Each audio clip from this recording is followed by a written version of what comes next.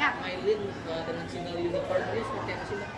Jadinya aku concern sama, kan aku seneng dunia anak-anak kan, beberapa kali bantu kayak Budian HP untuk produce album anak, dan selama berapa tahun ini aku lihat kayaknya anak-anak tuh kosong gitu, dunia anak-anak kayak Naura nih udah pada gede gitu ya, terus siapa lagi gitu. Dan alhamdulillahnya nggak tahu gimana ya, emang udah jodoh kali ya. Jadi termasuk murid baru sebenarnya. Jadi saat dia pertama kali datang masih malu-malu. Jadi belum ketahuan suaranya. Cuman anak ini lucu gitu. Dia kalau udah cerita dari awal dia udah bilang identitasnya bahwa dia suka banget sama siapa sukanya? Harmony. Unicorn. Ya ini ada namanya ya unicornnya. Aku aja baru tahu gitu. Nah pertemuan berikutnya udah mulai terbuka, udah mulai lebih happy. Jadi ternyata anak ini perfeksionis. Jadi saat dia belum menguasai materi, dia akan malu. Dia nggak akan berani buka suara, nggak berani buka mulut. Tapi saat pertemuan ketiga, aku udah makin kenal dan ternyata anak ini menyenangkan, lucu, pinter, terus old soul gitu ya, cenderung kayak tua gitu. Cara berpikirnya, bersikapnya gitu. Jadi aku kepikiran, kok pengen bikin lagu ya buat Mailin tapi unicorn gitu. Yang emang dia pasti suka gitu dan itu dia banget. Jadi begitu tuh. Nah terus akhirnya aku bikin cuman iseng lah pakai keyboard gitu ya. Terus kok kayaknya refnya lucu nih gitu, bahasa Inggris gitu. Itu keluar dengan sendirinya aja sih, nggak dibikin-bikin, maksudnya pakai Indonesia enggak, tapi keluarnya aja begitu. Langsung aku share ke mamanya, aku bilang aku bikin lagu buat Mailin gitu. Terus mamanya langsung kasih dengar ke Mailin, terus dia langsung, kamu happy nggak when the first time? I'm happy. Langsung hafal ya gitu. Terus mamanya bercanda gitu, dia lagi belajar apa sih nama-nama apa gitu ya, pelajaran bahasa pelajaran agama Islam. Ya anak lagu unicorn langsung hafal. Maksudnya saking dia tuh excited gitu, ternyata ini dia langsung nempel gitu lagunya. Ya udah dari situ aku ngobrol sama mamanya bilang udah Mbak Uci aja deh handle semuanya, dipercayakan gitu, yang baiknya gimana, bagusnya gimana. Ya udah dari situ aku memang punya partner kalau bikin musik tuh namanya Ari Darmawan. Dia Mama Hera lah. Jadi dia udah tahu lah kayak gimana maunya aku. Jadi aku langsung hubungin dia, itu nggak langsung dapet tuh aransemennya, nggak langsung dapet. Jadi nggak, kurang lucu, pengen lebih anak-anak, pengen sound yang lebih lucu gitu-gitu. Karena harus imagining kan, harus berimajinasi.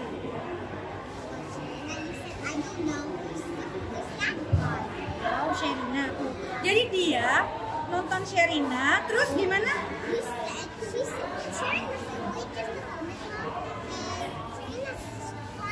The bad girl. Ya. She said, the name is Miss Natasha. Oh iya, dia ngomongin tentang film Sherina. Jadi dia terkesan banget sama film Sherina gitu. Jadi dia bilang, kita kan meeting nih untuk urusan rekaman dan segala macam. Terus pengen apa? Pengen masuk apa? Netflix. Berapa episode? 25 episode. Dia bilang karena Tante Uci ada di Netflix, aku juga. Gitu, jadi dia bisa.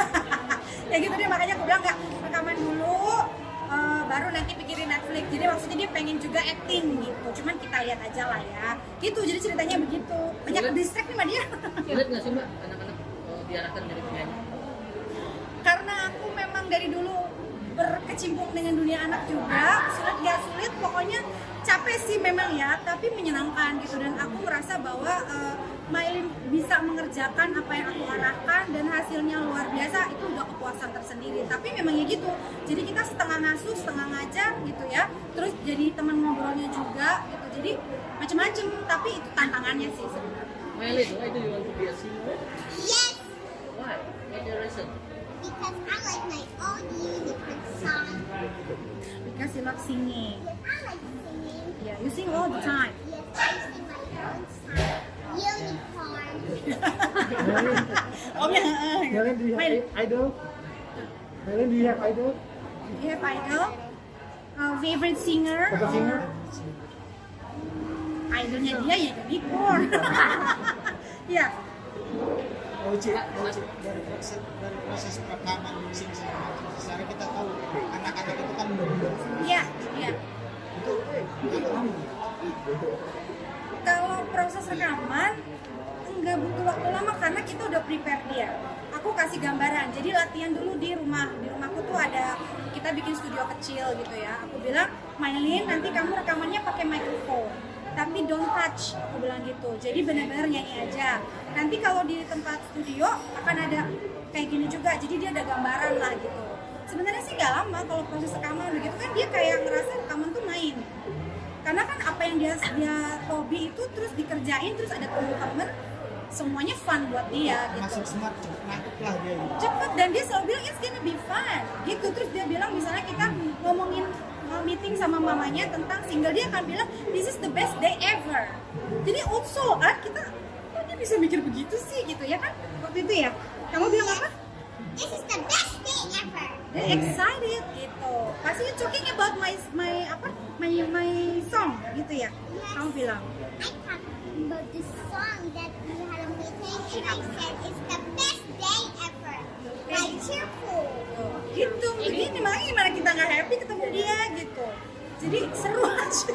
Tapi orang tuanya nggak mikirin sisi bisnis, Mbak. Maksudnya dalam konteks rugi lah keluarga gitu, Mbak. Enggak, alhamdulillahnya orang tuanya malah happy. Karena apa? Orang tuanya tidak menyangka bahwa anak ini bakatnya luar biasa. Justru aku yang ngelihat, Mbak, ini nggak biasa, Mbak. Aku bilang ke mamanya Mbak Fitri, ini luar biasa loh. Aku punya sense, punya feeling, dan aku ngerasa udah, ya alhamdulillah aku udah ngajar cukup lama. Jadi aku tahu mana anak yang emang bisa nyanyi, mana yang masih perlu latihan, mana yang emang nggak ada bakat.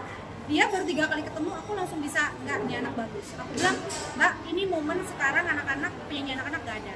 Jadi daripada keburu besar, momennya hilang kan. Jadi kita kerjain aja, dan anak-anak gak boleh kelamaan latihan, bosen gitu. Jadi makanya cuma latihan sekitar 1,5 bulan workshop, habis itu kita rekaman, terus gak lama syuting klip sambil mixing mastering, udah beres gitu. Ya.